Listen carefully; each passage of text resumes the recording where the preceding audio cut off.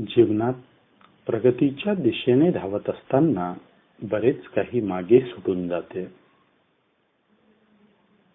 धावाधावीत काहीतरी मागे सुटणे हे अपरिहार्य असले तरी जीवनाची सर्वात मोठी शोकांतिका म्हणजे ज्या कुटुंबियांसाठी आपण ही सर्व धावाधाव करीत असतो, कधी कधी तेच मागे सुटून जातात.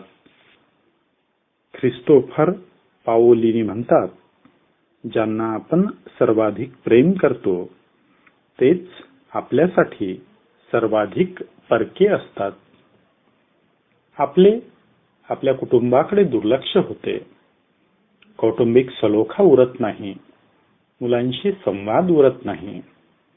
जेव्हा मुले लहान असतात तेव्हा आपण व्यावसायिक धावाधावीत व्यस्त असतो. मुलांशी खेळायला आपल्याला वेळ नसतो. मुले कधी मोठी होतात तेच कळत नाही. मुले मोठी होतात. आता आपल्याकडे वेळ असतो, पण मुलांना आपल्याशी बोलायला मोकळा वेळ नसतो किंवा तसे संवादाचे नातेच मुळी उरले नसते. हे सर्व कसे टाळता येईल हा खरा चिंतनाचा विषय आहे.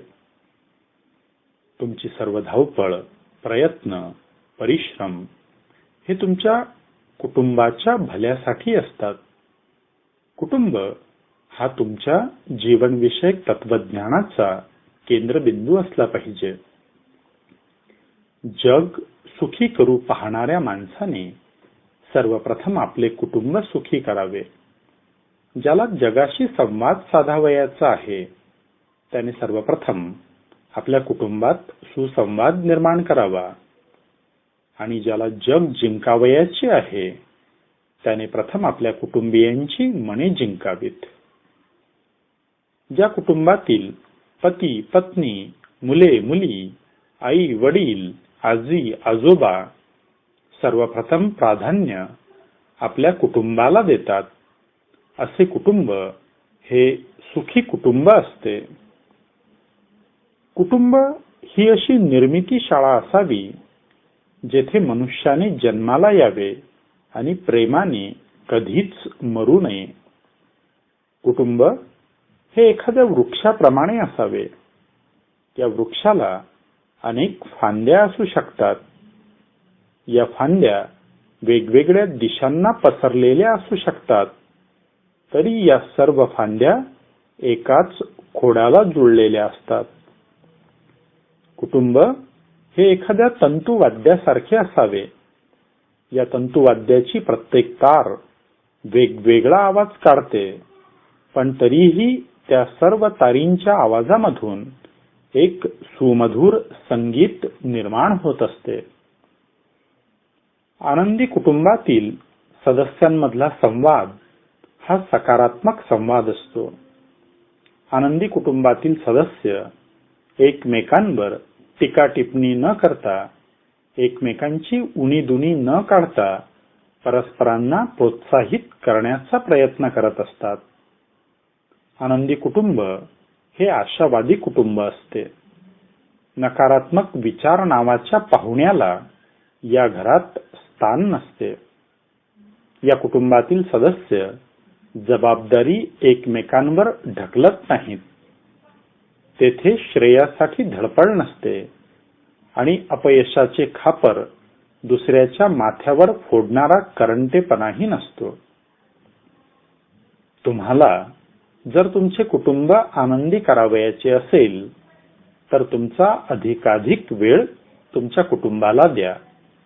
तुमची पत्नी आणि तुमची मुले यांना तुम्ही अनेक वस्तू आणि पदार्थ भेट स्वरूपात देत असता, पण तुम्ही तुमच्या कुटुंबियांना जी सर्वोत्तम भेट देऊ शकता ती म्हणजे तुमचा वेळ. संशयापासून दूर राहा. संशयाचे भूत एखाद्या माणसाच्या मानगुटीवर बसले की माणूस विवेक गमावून बसतो. संशयाला थारा देऊ नका. संशयाने मत कलुषित होते, पूर्वग्रह दूषित होतो. संशयाचे मीठ पडले की प्रेमाचे दूध नासते. संशयामुळेच पती पत्नी यांच्यातील एकोप्यात दुरावा निर्माण होतो. ज्या घरात पती पत्नी यांचे संबंध सलोख्याचे असतात त्या घरातील अन्य सदस्यांचे संबंधही सलोख्याचे असतात. शंका असेल तर आपसात बोलून तिचे निराकरण करा. शंकेच्या ठिणगीला संशयाच्या आगीचे रूप घेऊ देऊ नका. एलिन एस डाल्टन यांनी म्हटल्याप्रमाणे एखादा पिता आपल्या मुलीसाठी जर कोणती सर्वात चांगली गोष्ट करू शकत असेल तर ती म्हणजे तिच्या आईवर नितांत प्रेम करणे. फ्रेडरिक नीत्शे म्हणतो, कुटुंबातील घर्षण कमी करणारे वंगण, कुटुंब सदस्यांना एकत्र बांधून ठेवणारे सिमेंट आणि सुसंवाद निर्माण करणारे संगीत म्हणजे प्रेम होय. कुटुंबातील प्रत्येक सदस्य नेहमीच झटत असतो. पत्नी नोकरी काम करणारी नसली तरीही ती स्वयंपाकघरात झटतच असते.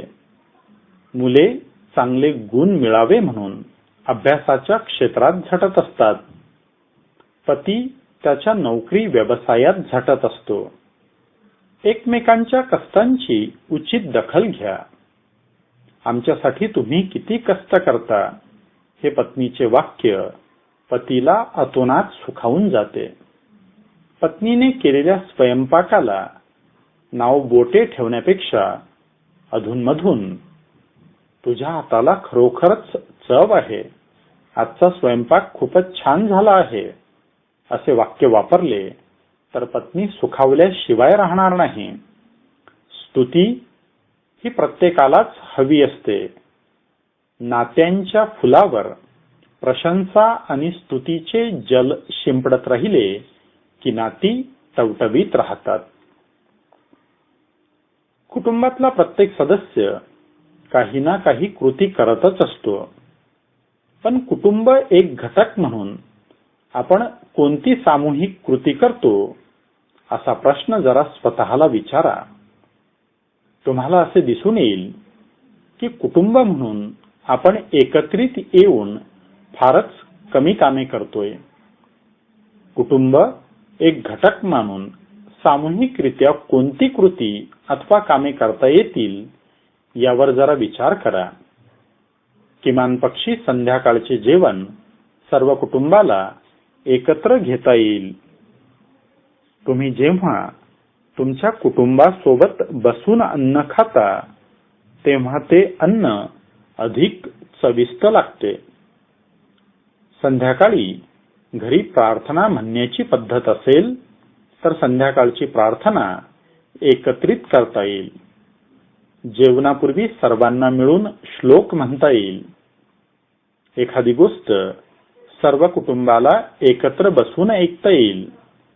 घराला बाग असेल तर सकाळी एकत्र येऊन बागकाम करता येईल. जे कुटुंब जितकी अधिक कामे एकत्र येऊन करते त्या कुटुंबातील परस्पर संबंध तितके घट्ट होतात. ज्या कुटुंबातील सदस्य एकमेकांना मित्र मानतात आणि मित्रांना आपल्या कुटुंबियांप्रमाणे मानतात असे कुटुंब हे नेहमी सुखी कुटुंब असते. पण एक बाब लक्षात ठेवा, कृपया एकत्रित टीव्ही वरील कार्यक्रम पाहणे ही बाब एकत्रित कृती या सदरात मोडत नाही हे समजून घ्या. कारण त्यावेळी प्रत्येक सदस्य वेगळा घटक म्हणून टीव्हीला जोडला जातो. एक सदस्य दुसऱ्या सदस्याला जोडला जात नाही. आनंदी कुटुंबातील सदस्य टीव्हीला चिकटून राहत नाहीत. कुटुंबाला इंग्रजीत आम्ही फॅमिली म्हणतो. फॅमिली या शब्दाची फोड एका वाक्याने केली जाते. फॅमिली या शब्दातील एक एक अक्षरापासून त्या वाक्यातील एक एक शब्द बनलेला आहे. Father and mother, I love you असे ते वाक्य आहे. एकत्र राहणे जितके महत्वाचे आहे तितकेच महत्वाचे म्हणजे एक दुसऱ्यावर प्रेम करणे. कवीने म्हटल्याप्रमाणे, घर असावे घरासारखे, नकोत नुसत्या भिंती, तिथे असावा प्रेम जिव्हाळा, नकोत नुसती नाती. तुम्ही कधी मेनाच्या पुतळ्यांच्या म्युझियमला भेट दिली आहे काय? तेथे सर्व पुतळे एकत्र उभे असतात, पण ते पुतळे असल्यामुळे निर्जीव असतात आणि त्यामुळे त्यांच्यात आपसात कोणताही संवाद नसतो. बदलती जीवन पद्धती, व्यवसायाभिमुख मानसिकता, धावपळीचे जीवन यामुळे कुटुंब सदस्य दिवसा आपापल्या कामात व्यस्त असतात, रात्री झोपण्यापुरते घरी येतात. त्यामुळे मेनाच्या पुतळ्यांसारखी स्थिती निर्माण होते. सर्व एकत्र येतात, परंतु कोणताही सुसंवाद प्रस्थापित होत नाही. आनंदी कुटुंबातील लोक मेनाच्या पुतळ्यांप्रमाणे वागत नाहीत. त्यांच्यात सुसंवाद प्रस्थापित झालेला असतो. कुटुंब आनंदी राहावयाचे असेल तर कुटुंबातील सदस्यांनी तुलना करणे सोडून दिले पाहिजे. तुलनेमुळे श्रेष्ठ कनिष्ठत्वाचा बोध होतो. कोण मोठे, कोण लहान, कोण वाईट, कोण चांगले याची चर्चा तुलना करताना होत असते. कुटुंबातील सदस्यांची आपसात तुलना करू नये. त्याचबरोबर कुटुंब सदस्यांनी आपल्या कुटुंब सदस्यांची तुलना बाहेरच्या लोकांशीही करू नये. शेजारची स्त्री कशी टापटीप राहते, तू तशी का राहत नाही, तुला तिच्यासारखे टापटीप राहणे कधीही जमणार नाही, असे जर पती पत्नीला म्हणू लागला तर कुटुंबात सौख्य नांदणार नाही. कुटुंबातली पत्नी जर पतीला म्हणू लागली की तुमच्या ऑफिसमधले दामले बघा, किती पैसे कमावतात, तुमच्या घरी मेली नेहमी टंचाई, असे म्हटले तर पतिदेव दुखावल्याशिवाय राहणार नाहीत. त्यामुळे कुटुंब सदस्यांनी आपल्या कुटुंबातील मंडळींची कोणाशीही तुलना करू नये. ऐश्वर्या राय सुंदर आहे हे प्रत्येक पतीला माहीत असते आणि अभिषेक बच्चन देखणा आहे हे प्रत्येक पत्नीला माहीत असते. परंतु आपल्या पती अथवा पत्नीची अभिषेक बच्चनशी किंवा ऐश्वर्या रायशी तुलना न करता जो पती आपल्या पत्नीला ऐश्वर्या राय समजतो आणि पत्नी आपल्या पतीला अभिषेक बच्चन मानते, त्या कुटुंबात सौख्य नांदते. घराबाहेरच्या लोकांना आपण बाहेरच बघत असतो.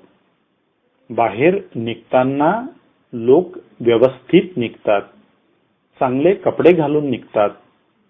घरातल्या लोकांना आपण जास्त वेळ घरातच बघत असतो.